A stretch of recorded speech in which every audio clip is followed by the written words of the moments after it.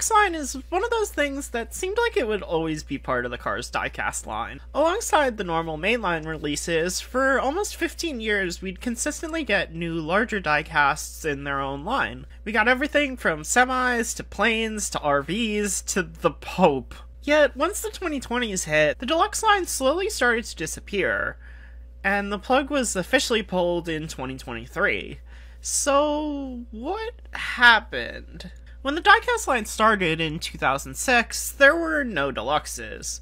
Mac, the largest major character in the movie, was released as a plastic playset, while Red, the next largest character, was released in a 2-pack with a plastic Stanley statue to balance out the fact he was still the largest diecast in the line, even when he was scaled down. Behind him, Mater was probably the biggest in size at the time, and he was a single. A tractor was included with Luigi and Guido in a 2-pack. While it could have been considered another pseudo-deluxe like Red, being included with the 2 smallest characters, he wasn't exactly big. There's probably less metal in him than Mater, who was all metal at the time. So he'd never need to be released as a deluxe. By 2007, the unexpected success of the diecast line had led to it expanding rapidly, and there were 5 more releases that probably would have been deluxes any other years. Namely Sully, Rotor Turboski, TJ, and Alof the Lightyear blimp, who were all scaled down significantly,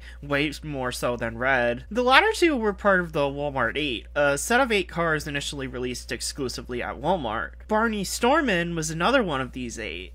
And is significant as, despite not being marketed as such, he was a bigger release on a bigger card. It was clear by this point the Cars line wasn't going to go anywhere in terms of sales, and with most of the major characters out already, the line would start digging deeper for new releases. And a lot of potential releases just wouldn't work in the single mainline size. An alternative was needed. So, in 2008, bigger releases like Barney were given their own subline, and the Deluxe line, initially called the Mega Size line, was born. In the initial wave in 2008, there were scaled-up versions of Rotor and Alof. Barney was re-released, now with all-metal wings, and a diecast version of Mac, Lightning Storm McQueen, and Marco were the new diecasts. The line continued to grow in 2009 and 2010, with various new releases of both notable and background characters. Meanwhile, the Cars Tunes line, which started in late 2009, went all in on deluxes, having 31 released by the end of 2010, with plenty more planned. And with the exception of Drift Party Mater, every single Mater variant was released as a deluxe. Even ones like Beanie Hat Mater, Tokyo Mater with oil stains, and Rescue Squad Mater, which really didn't need to be, which annoyed some collectors even at the time. In 2011, when the Cars 2 diecast line launched, a deluxe line was released right alongside the main line. Of the initial 4 releases, 1 was Red, with a new, larger, and more accurately scaled mold that is still used to this day. Red would join Mac as another character that would see release in the diecast line basically every single year after he first came out. 2011 also saw the release of 3-packs that would include 2 singles and a deluxe. These were often sold in stores that didn't carry singles around the time of Cars 2's release, and they would come back in 2017 for Cars 3 as well. The Deluxe line continued strong throughout the 2010s. When the main line eventually switched to the themes for releases, deluxes were included in those. Several sublines, like the Take Flight collection or the Radiator Springs 500.5 line, consisted solely of deluxes.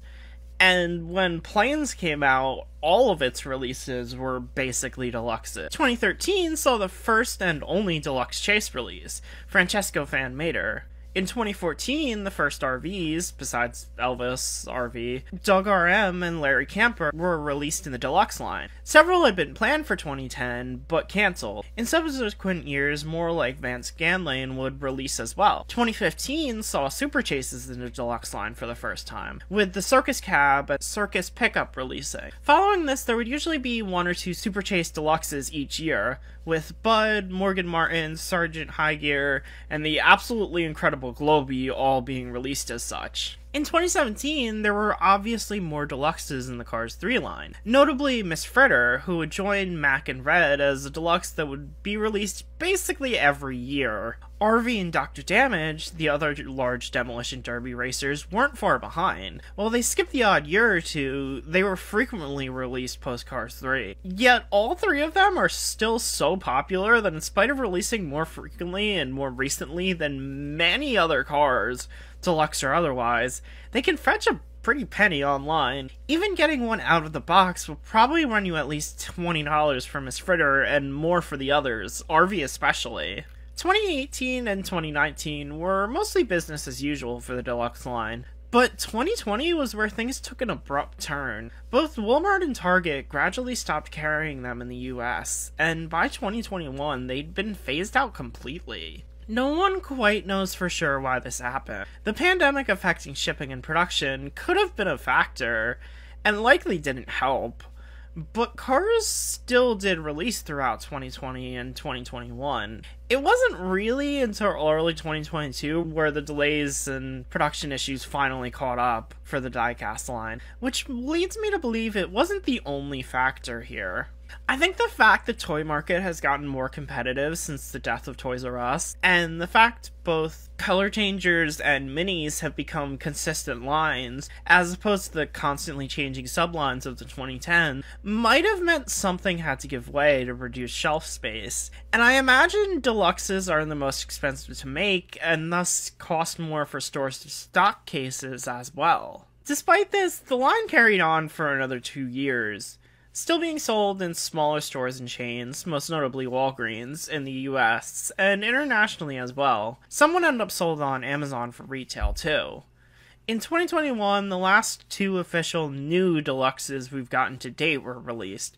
Mater with a 95 and 51 hat, rumored to have been a repurposed canceled release from the Fan Favorites line, and Xavier Roldahl, the Cars 3 Spearmint Semi. 2022 would see the last gasp for the line, consisting only of re-releases, the most notable of which was Barney Storming, being released for the first time since 2010.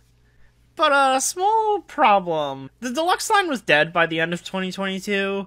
At the exact same time Cars on the Road merch had started coming out, and the main new character, Ivy, the only one to appear in more than one episode, and the one that was in all the marketing, is a monster truck. The only monster truck ever released as a non-deluxe was Sully, who, as I mentioned way back at the start of this video, was severely underscaled. So was that gonna be Ivy's fate? Thankfully, that isn't what happened. Throughout 2023, and now in 2024, would-be deluxes were released in various different ways. We still got them, they just had to get creative.